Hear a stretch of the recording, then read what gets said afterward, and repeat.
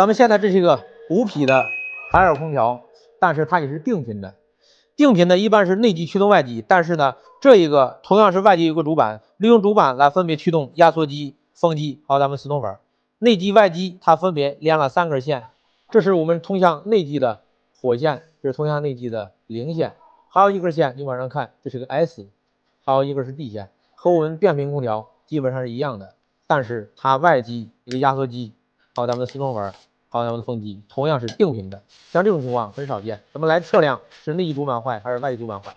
咱们现在给它通电，现在已经充上电，咱们能看见啊，内机它的指示灯在点亮。那我们测试一下它的调动电压，黑表笔测试零线，红表笔测试信号线，它的调频范围198到负的200多转300。那么现在已经充上电，内外机信号线还是这个频率。那我现在把内机和外机的连接线摘了，看那个灯啊，一摘它就断了，能看出来，现在已经断了。对，那我们来测试，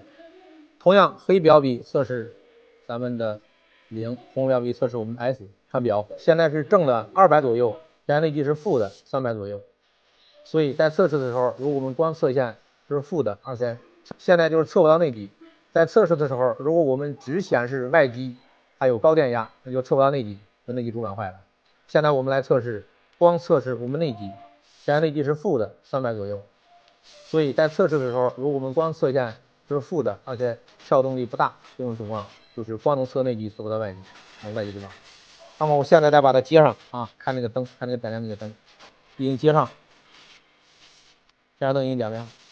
所以说你可以通过灯是否亮来判断是内机主板坏还是主板。